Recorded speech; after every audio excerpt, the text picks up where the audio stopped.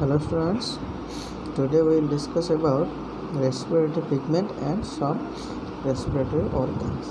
Yeah, we have already studied about the introduction of respiration. What is respiration? What is breathing? Yes or no?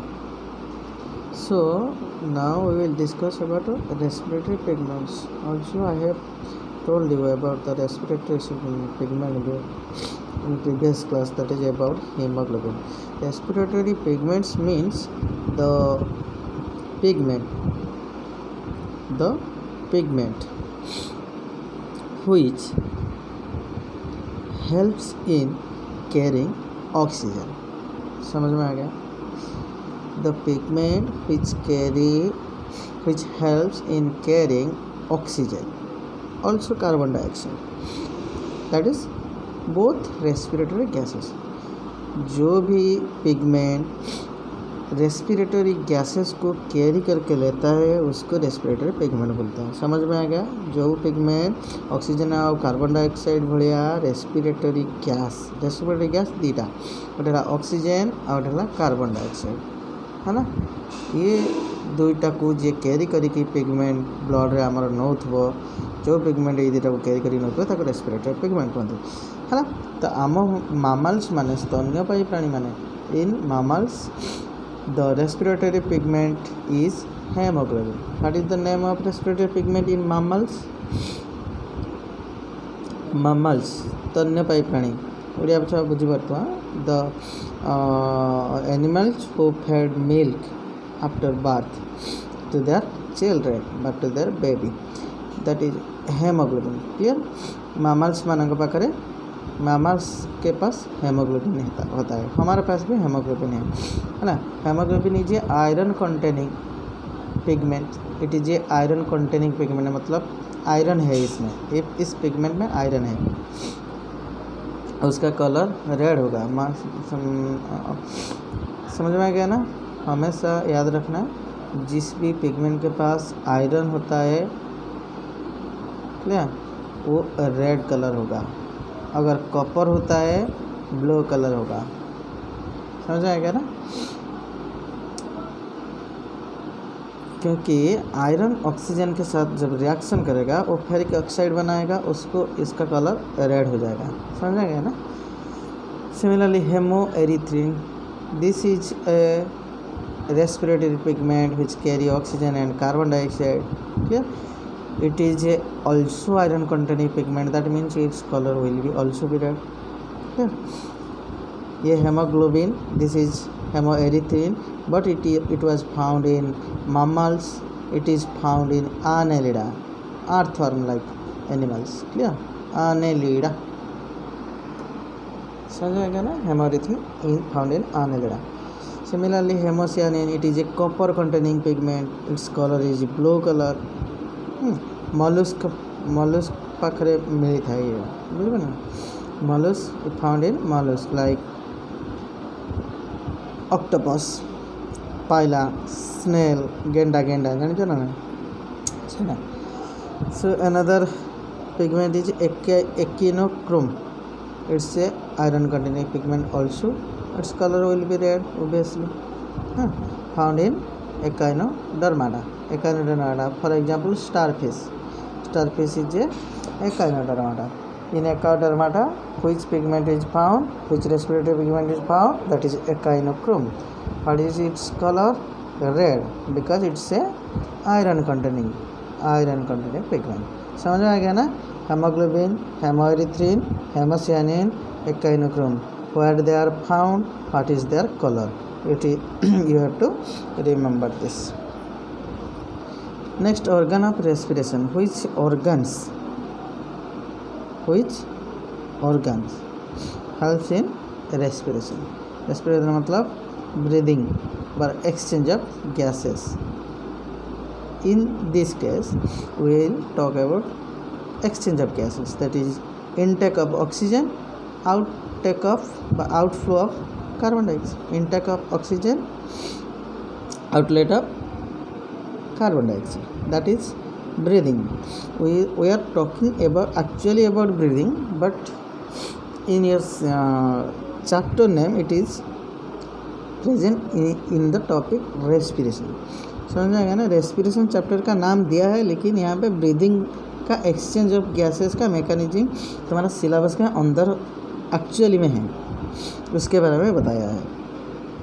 So breathing और exchange of gases, यहाँ पे respiration मतलब exchange of gases.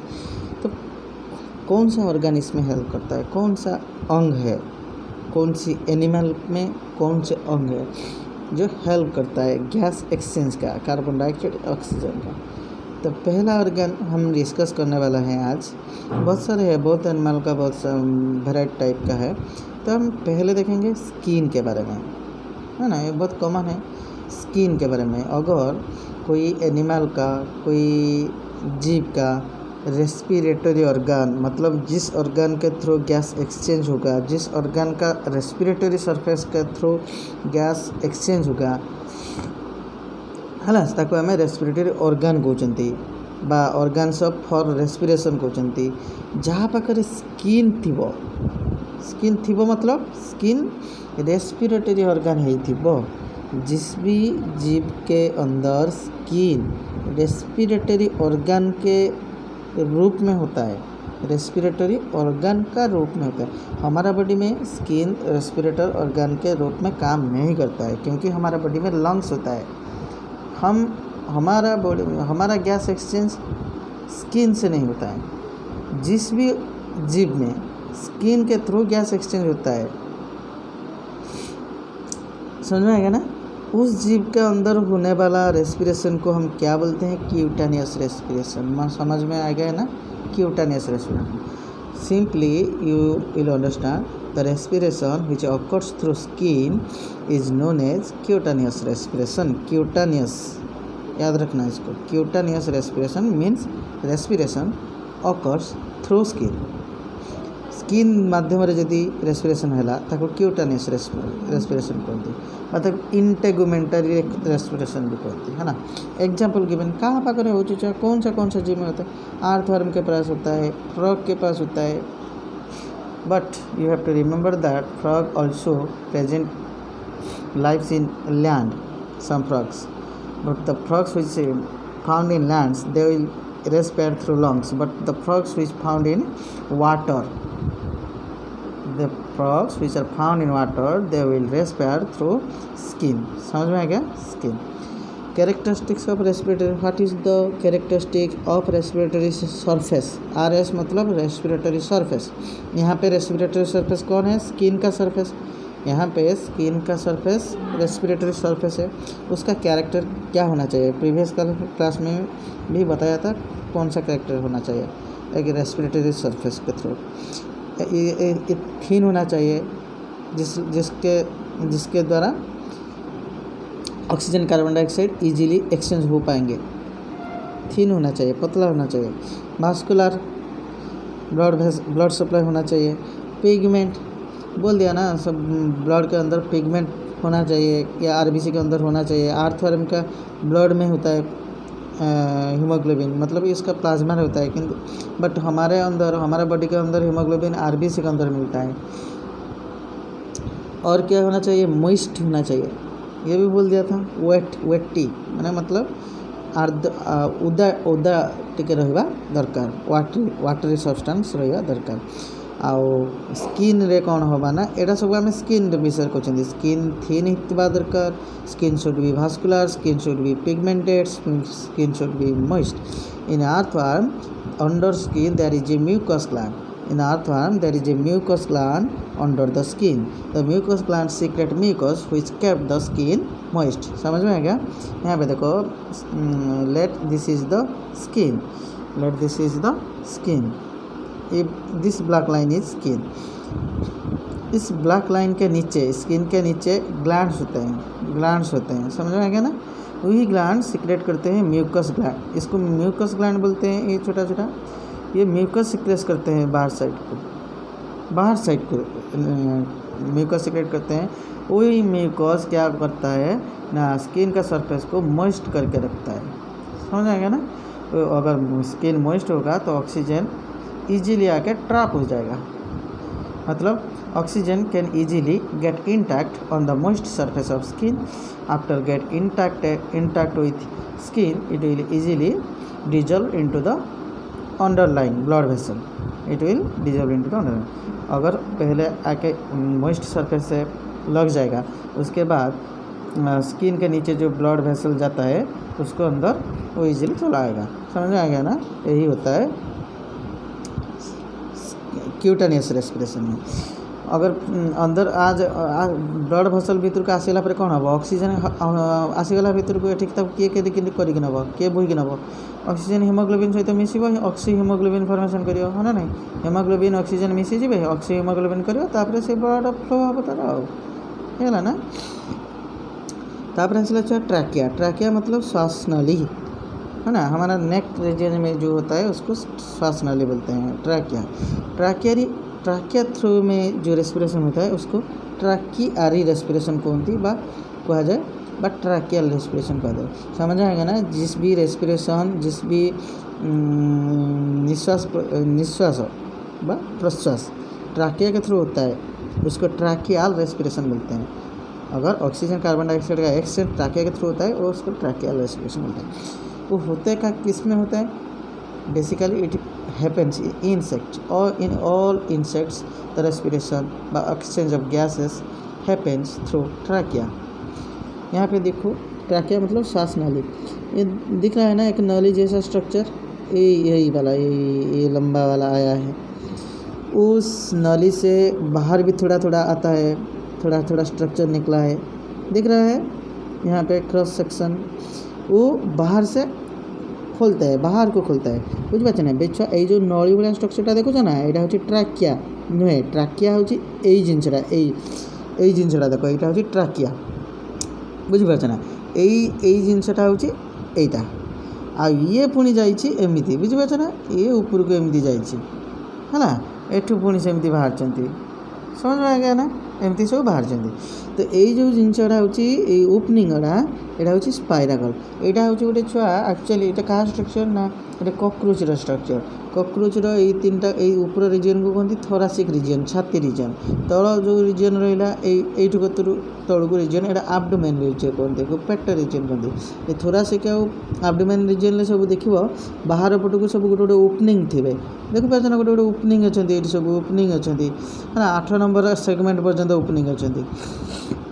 तो से कहते छुआ कौन स्पाइराकल कौन कहते छुआ स्पाइराकल है ना। यहाँ हूँ ये जिनसा हूँ ट्रैकिया एक्चुअली यू आसला देख छुआ ये वाला इतना स्ट्रक्चर को हम ट्रैकिया बोलते हैं। समझ आएगा ना? तो उसके बाद ये जाता है वहाँ पे ऊपर। तो वही स्ट्रक्चर हम यहाँ पे बता दिया है। देखो एक्चुअली ये तो छोटा जगह नहीं है था ना, उसको हम बड़ा करके बनाया है। ये स्पाइराकल है, ये जो ओपनिंग बाहर का हिस्सा बाहर को जो खुलता है उसको हम स्पाइराकल बोलते हैं। उसका बाद का स्ट्रक्चर को आम्पुला बोलते हैं। ये रीजन आम्पुला इसका नाम नहीं है, ये ट्यूब लाइक स्ट्रक्चर ये ऊपर भी जाता है। इसके बाद जो ये वाला ये ऊपर जाता है, ये भी नीचे आता है।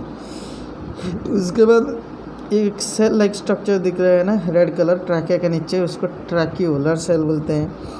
एक छोटा छोटा नैरो स्ट्रक्चर को ये बोलते हैं ट्रैकियोल ना। जब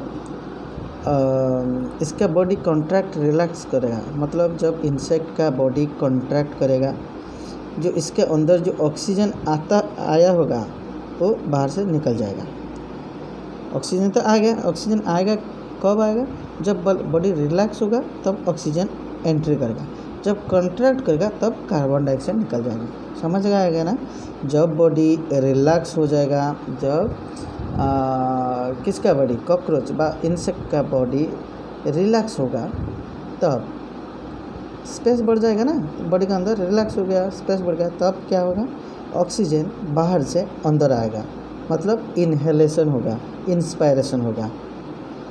पर जब बॉडी कॉन्ट्रैक्ट करेगा तब बॉडी के अंदर जो गैस है कार्बन डाइऑक्साइड वो बाहर निकल जाएगा, मतलब एक्सहेलेशन होगा, एक्सपायरेशन होगा। इंस्पायरेशन एक्सपायरेशन बा इनहेलेशन एक्सहेलेशन है ना। एक्सेल हो जाए जब कॉन्ट्रैक्ट होगा, एक्सेलेशन होगा। वो जो कॉन्ट्रैक्ट रिलैक्स होता है वो एक मसल होता है, उसके मसल का नाम याद रखना टर्गोस्टर्नल मसल, कॉकरोच के बॉडी के अंदर है टर्गोस्टर्नल मसल। वो जब कॉन्ट्रैक्ट करता है एक्सेलेशन बॉडी दिस ये मसल कॉन्ट्रैक्ट करेगा मतलब बॉडी मसल करता है, बॉडी कॉन्ट्रैक्ट करता है। कॉन्ट्रैक्ट करेगा तो एक्सेलेशन होगा, रिलैक्स करेगा तो इनहेलेशन होगा। इनहेलेशन मतलब ऑक्सीजन इन करेगा, एक्सेलेशन मतलब कार्बन डाइऑक्साइड निकल जाएगा। समझ आएगा? तो इस प्रोसेस में ट्रैकिया में होता है ना। और भी डिटेल्स थोड़ा बताएंगे। ये तो बात हुआ जब कॉन्ट्रैक्ट बॉडी कॉन्ट्रैक्ट रिलैक्स करेगा। कॉन्ट्रैक्ट रिलैक्स मतलब जब कॉकरोच मूव करता है तब कॉन्ट्रैक्ट होता है, रिलैक्स होता है। पर जब कॉकरोच एक जगह में बैठा है कॉन्स्टेंटली तब तो बॉडी कॉन्ट्रैक्ट रिलैक्स नहीं करेगा ना। जब मूव करेगा कॉकरोच मूव करता है तब कॉन्ट्रैक्ट रिलैक्स होता है उसका मसल, मतलब इनहेलेशन एक्सेलेशन गैस का एक्सचेंज होता है। किसके थ्रू? प्रेशर का थ्रू होता है। वो जब कॉन्ट्रैक्ट करेगा प्रेशर पड़ता है, इसलिए इसके लिए तो कार्बन डाइऑक्साइड बाहर की जाऊँगी, बाहर को निकलता है। पर जब कांस्टेंट होगा, कांस्टेंट क्या करेगा? रिलैक्स कॉन्ट्रैक्ट नहीं होता है मतलब कार्बन डाइऑक्साइड नहीं जा सकता है, रिलैक्स नहीं होता है, रिलैक्स नहीं होता है मतलब ऑक्सीजन नहीं आ सकता है। तो उस कंडीशन में क्या होता है, समझ आए ना? वो बाद में हम बताएंगे जब क्लास एक्चुअल में होगा, वो बहुत अंदर की बात है। ओके, सो आज के लिए इतना ही बेटा।